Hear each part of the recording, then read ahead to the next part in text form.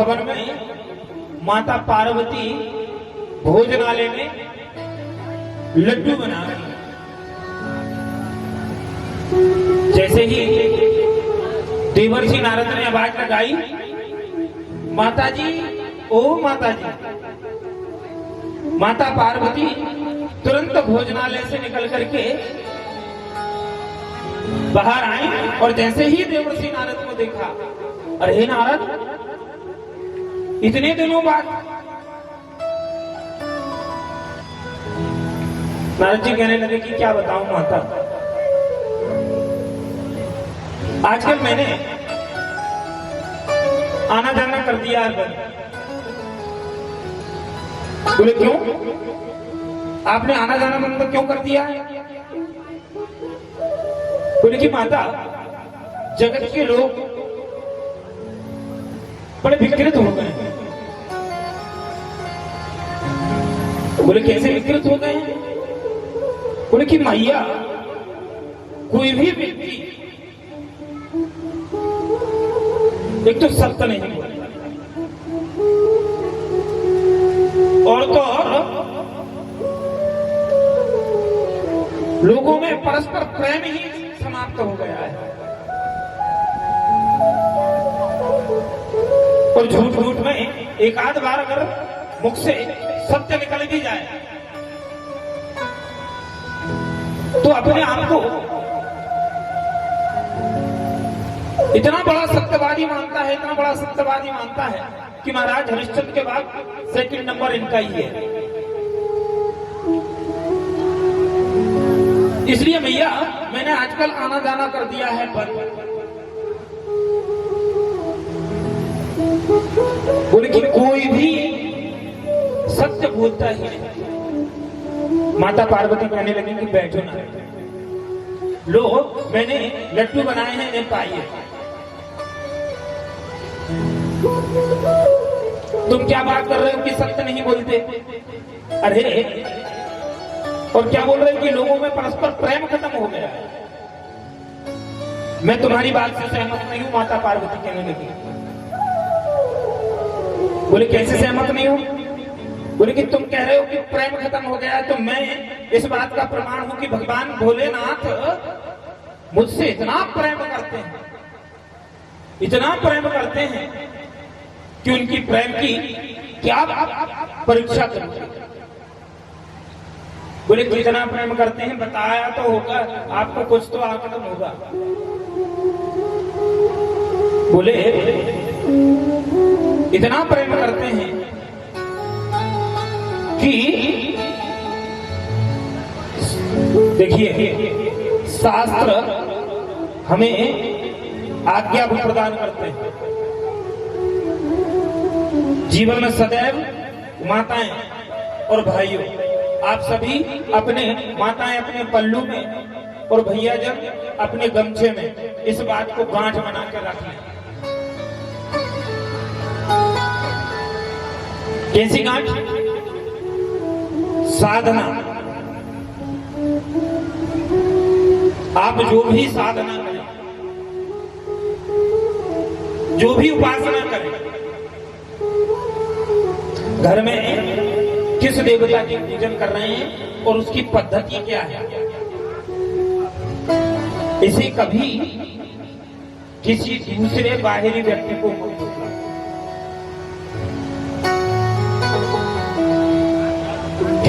क्यों नहीं बताना चाहिए? आजकल तो क्या है, फैशन चल पड़ा है। जो बातें गुप्त रखने की हैं हम उनका प्रचार करते हैं, और जो बातें प्रचार करने की हैं उन्हें हम गुप्त रख लेते हैं। साधना कभी भी किसी को नहीं बताना चाहिए। क्यों नहीं बताना चाहिए? कि उस जो साधना हम कर रहे हैं उस ईश्वर की, उस साधना में को जितने लोग जानेंगे उतना अंश उन्हें प्राप्त हो जाएगा साधना का, उतने प्रतिशत के भागीदार वह लोग हो जाएंगे। अच्छा, दूसरी चीज बतलाई है समाधि। अच्छा, समाधि किसे कहते हैं?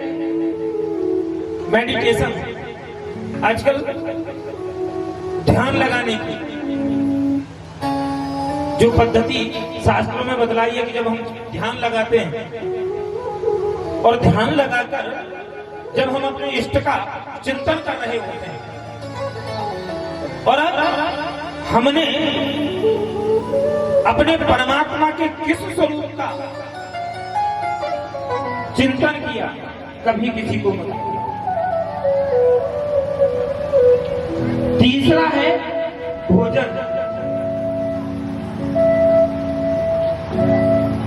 अच्छा, भोजन भी जब भी करो, आप अपने घर में जब भी भोजन करो तो पारिवारिक जनों के मध्य बैठकर करो।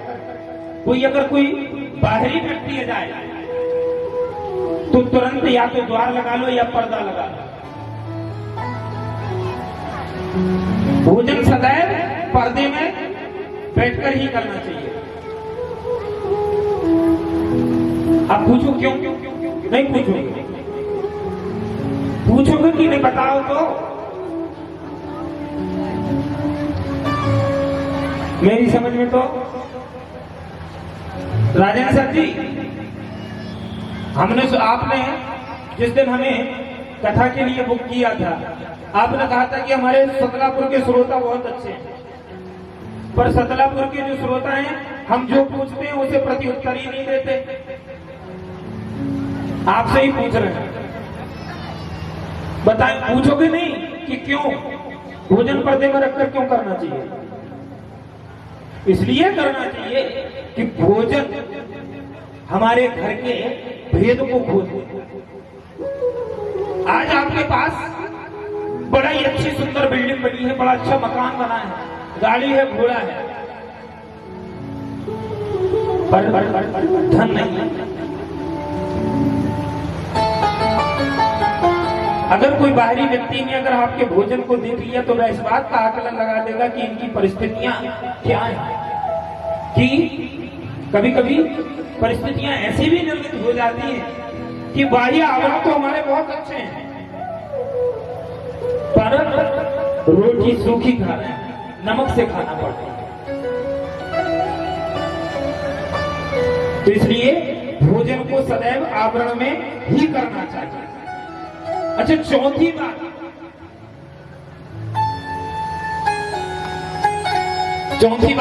तो प्राय सभी आवरण में रखते हैं स्त्री संग। जब पति पत्नी आपस में प्रेमालाप रखते हैं तब भी सदैव आवरण में युक्त होकर के ही करना चाहिए। तो माता पार्वती कहने लगी कि नारद, जो शास्त्रों में नियम बतलाए हैं कि समाधि और साधना को सदैव गुप्त रखो, गुह्याति गुह्य गोप्तम ग्रहण समत्कृतम जपम, इन्हें जितना गुप्त रखोगे साधना उतनी उत्तरोत्तर वृद्धि को प्राप्त होगी। दिन प्रतिदिन आपकी साधना बढ़ती रहेगी। पर देवर्षि नारद, मैं सत्य कहते हैं, भगवान भोलेनाथ इतना प्रेम करते हैं कि आकर के मुझे यह भी बता देते हैं कि आज भगवान की किस झांकी के दर्शन उन्होंने किए, आज उन्होंने कौन से मंत्र का जप किया, सब बता देते हैं। बोले, अच्छा माता, इतना प्रेम करते हैं भोलेनाथ? बोले, और क्या बताऊं?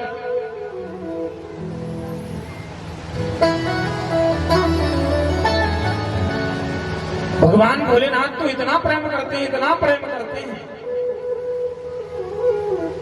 कि जो बात गुरुजी ने, अच्छा एक प्रश्न करूं आप लोगों से, आप में से किन किनों ने गुरु मंत्र धारण किया, गुरु दीक्षा किस किस ने लिया? हाथ उठा के बताएं। आप सभी के लिए बहुत बहुत साधुवाद। अब आप लोगों से एक विनय है, अब अपनी अपनी संतानों को भी गुरु मंत्र शीघ्र दिलाएं। जिसने जीवन में गुरु नहीं बनाया, उसके द्वारा किए हुए सारे सुकृत नष्ट हो जाते हैं, उनका फल हमें प्राप्त नहीं होता। इसलिए जीवन में गुरु अवश्य बनाओ। अच्छा, गुरु कैसे बनाना चाहिए? अच्छा, गुरु का अर्थ क्या होता है?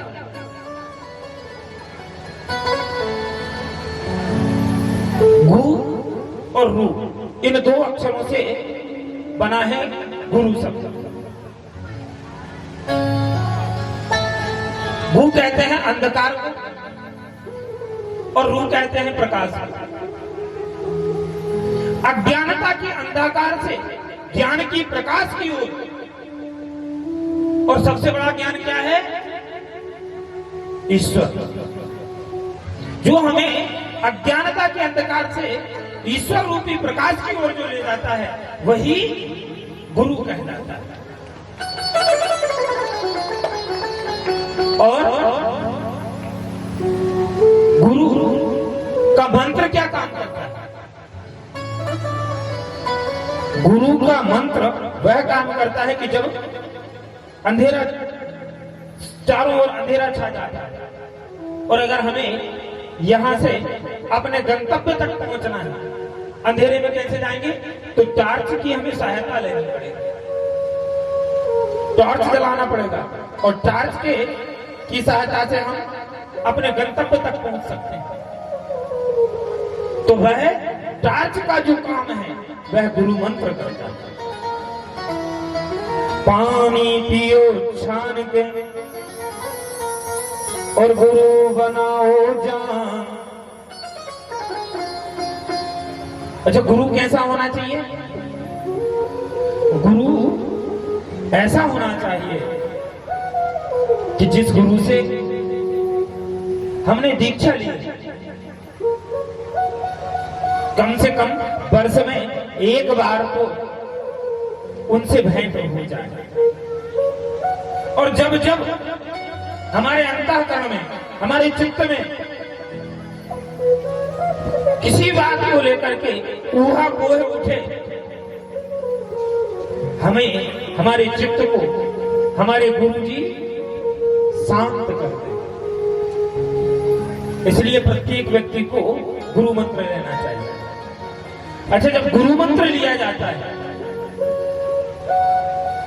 तो गुरु मंत्र का भी नियम है। क्या नियम है? गुईहाति गुईह गोत्रीतम। पता है, हमारे शरीर में कुछ अंग ऐसे हैं कि जिन्हें गुप्तांग कहा जाता है, और उनसे भी गुप्त रखने की अगर कोई वस्तु है तो वह है गुरु मंत्र। गुरु मंत्र को कभी भी, चाहे पत्नी हो, चाहे पुत्र हो, चाहे माता हो, चाहे पिता हो, किसी को गुरु मंत्र मत बतलाओ। आज माता पार्वती देवर्षि नारद के समक्ष बैठी हैं और कह रही हैं कि नारद, भगवान भोलेनाथ इतना प्रेम करते हैं मुझसे, इतना प्रेम करते हैं कि सदैव जिस झांकी के, जिस मंत्र का गुरु जब करते हैं वह तो बताते ही बताते हैं, और उनके गुरुजी ने जो मंत्र उनके कान में प्रदान किया है, और कान में प्रदान करते हुए यह कहा था कि इसे कभी किसी को मत बतलाना, और वह मंत्र भी भगवान भोलेनाथ ने मुझे आकर के बतला दिया। नारद जी कहने लगे, अच्छा भैया, इतना प्रेम करते हैं भगवान भोलेनाथ? बोले और क्या, तुम कह रहे थे ना कि भगवान भोलेनाथ, इस संसार के लोग आजकल आपस में परस्पर प्रेम करना बंद कर दिया, तो मेरे भोलेनाथ तो इतना प्रेम करते हैं। प्रिय भक्त भगवान की जय। देवर्षि नारद ने देखा कि अरे यहाँ तो हमारा पासा उल्टा पड़ गया। आए थे भगवान की कथा को प्रकट करने के लिए, अब माता जी की कथा ही नहीं रुक रही। देवर्षि नारद ने अचानक से कह दिया कि मैया अगर भगवान भोलेनाथ आपसे प्रेम करते हैं तो कभी भगवान ने यह भी बताया होगा कि जिस माला को भगवान भोलेनाथ एक क्षण के लिए भी अपने वक्षस्थल से अपने गले से अलग नहीं करते, आखिर उस माला में किसके मुंड लगे? जैसे ही माता पार्वती ने सुना, बोले कि नारद, मैंने कई एक बार पूछने का प्रयत्न किया भगवान भोलेनाथ से कि भोलेनाथ, जिस मुंडों की माला को आप सदैव धारण किए रहते हो, आखिर उसमें किसके मुंड लगे हैं? मैंने जितनी बार पूछा भगवान उतनी ही बार टाल जाते। नारद जी कहने लगे, लो मैया, हो गया ना प्रेम। अभी तो आप कितनी ऊंची ऊंची बातें कर रही थी कि भगवान भोलेनाथ इतना इतना प्रेम करते हैं मुझसे, इतना प्रेम करते हैं, कभी भी कोई भी बात नहीं छिपाते। कहाँ गया प्रेम? जब इतनी सी बात नहीं बतलाई आपको कि जिस मुंडों की माला को वह सदैव अपने गले में धारण किए रहते हैं, उसमें आखिर किसके मुंड लगे हैं? तो क्या खाक प्रेम करते हैं? इतना सुनना था, माता पार्वती आग बबूला हो गई, कहने लगी कि आने दो आज भगवान भोलेनाथ को, आज मैं इस बात को पूछ कर ही रहूंगी कि आखिर जिस मुंडों की माला को आप सदैव धारण किए रहते हो, उसमें किसके मुंड लगे? प्रिय भक्तवत्सल भगवान की जय। अब सायंकाल का समय है। देवर्षि नारद जाते जाते उसी स्थल पर पहुंचे जहां भगवान भोलेनाथ समाधि में बैठे। जाकर के भगवान भोलेनाथ के चरणों में देवर्षि नारद ने अपना मस्तक झुकाया और बोले कि देवर्षि नारद हूं, प्रणाम करता हूं। भगवान भोलेनाथ ने अपने नेत्रों को खोला, बोले कि भगवान माता जी ने याद किया। भगवान भोलेनाथ मंद मंद स्मित हास्य करने लगे, बोले कि जब आपका पदार्पण हमारे घर में हो गया है तो माता जी हमें याद करेंगी। सायंकाल के समय भगवान भोलेनाथ जैसे ही अपने महल में उपस्थित हुए तो महल में क्या देखते हैं कि माता पार्वती कहीं दृष्टिगोचर ही नहीं हो रही, कहीं दिखाई नहीं दे रही। भगवान भोलेनाथ ने आवाज लगाई, पार्वती पार्वती, पर माता पार्वती क्या उत्तर ना मिला। भगवान भोलेनाथ एक एक कक्ष को खोल खोल करके देख रहे हैं, प्रत्येक कमरे को देखा, पर माता पार्वती कहीं नहीं दिखाई दी। अचानक से हमारे भगवान एक कक्ष के समीप से निकले तो देखा कि जो कक्ष सदैव बंद रहता था, जो कमरा सदैव बंद रहता था, आज उस कमरे के द्वार खुले। अच्छा, वह कमरा कौन सा है? गैस कीजिए।